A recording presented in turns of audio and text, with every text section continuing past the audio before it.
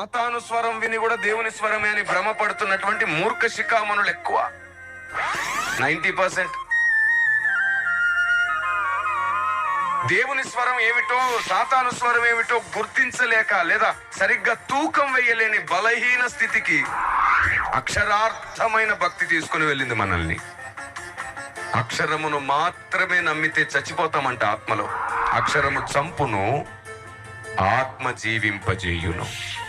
అక్షరాన్ని మాత్రమే నమ్ముకొని భక్తి చేస్తున్న వారు అనేకులు బుద్ధి లేని సంఘం అయిపోతారు. ఆ అక్షరములో దాగి ఉన్న ఆత్మదేవుని స్వరం వినడానికి ప్రతిమాలి చూడండి. మీ పిల్లల పిల్లలు జీవము గల దేవునితో నిత్యము ఉంటారు.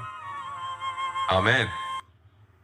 మనకు కూడా దేవుని స్వరం వినబడాలి అంటే యోహాను భక్తుని లాంటి అనుభవంలోనికి వెళ్ళాలి. యోహాను ఎలాంటి అనుభవంలోనికి వెళ్ళాడు? మొట్టమొదటిది ఆయన కోసం శ్రమలు అనుభవించే అనుభవంలోకి వెళ్ళాడు. క్రీస్తు నిమిత్తము శ్రమలో కూడా పాలివాడయ్యాడు, ఆయన రాజ్యములో పాలివాడయ్యాడు. తర్వాత ఆయన కోసం ఒంటరి వాడవడానికి కూడా ఇష్టపడ్డాడు, ఆయన కోసం నిందలు భరించడానికి ఇష్టపడ్డాడు, తన ప్రాణాన్ని పోగొట్టుకోవడానికి ఇష్టపడ్డాడు. లోకాన్ని విడిచిపెట్టి పద్మాసు దీపములో తాను మాత్రమే ఉండి ఆ టైంలో ఆత్మవశుడైపోయాడు. మన ప్రార్థనా గదిలో మనం ఒంటరిగా ఉండే అనుభవంలోనికి మనం వెళ్ళగలిగినప్పుడు దేవుని స్వరం కూడా వింటాం. మనం చాలా మందికి ప్రార్థనా గది దేవునితో ఒంటరిగా గడిపే అనుభవం లాంటివి ఉండవు. వారు మనుషులతో ఒంటరిగా గడపవచ్చు కానీ దేవునితో ఒంటరిగా గడపలేదు. ఎప్పుడైతే దేవునితో ఒంటరిగా ఉండే అనుభవం కలుగుతుందో అప్పుడు దేవుని స్వరం మనం వినగలుగుతాం. కృపగల దేవుడవు, ఏ ప్రేమ ఎంత మంచి ప్రేమని. ఒక్కసారి ఆలోచించండి. తమ్ముళ్ళు చెల్లెళ్ళు ఒకే ఇంట్లో రాత్రింపగళ్ళు యాకోబు రాహేలు ఉన్నారు. 7 సంవత్సరాలు ఇద్దరు ప్రేమించుకున్నారు.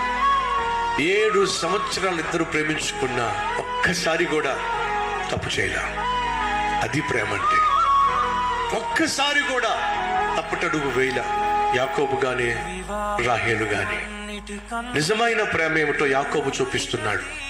రాహేలును ప్రేమించాడు కానీ రాహేలు పెళ్ళయ్యేంత వరకు ఓ తీర్మానం తీసుకుంది. ఏంటో తెలుసా? మా బంధువు కొడుకే మా ఇంట్లోనే ఉంటున్నాడు కానీ ఒంటి మీద మాత్రం చెయ్యి పొరపాటును కూడా వేయడానికి వీల్లేదు. పెళ్లి వరకు నేను కన్యకగానే ఉండాలి. కన్యకగా ఉందండి. పెళ్ళయ్యేంత వరకు ఆమె ఒంటి మీద చేయి వేయడానికి లేదు. యాకోబు పరిశుద్ధంగా ఉన్నాడండి. వీళ్ళిద్దరూ కలిసి ఎవరికి జన్మనిచ్చారో తెలుసా? అద్భుతమైన యోసేపుకు జన్మనిస్తే ఆ యోసేపు ఏమయ్యాడో తెలుసా? దేశాన్నే పరిపాలించే ఉన్నత స్థాయికి వెళ్ళాడండి.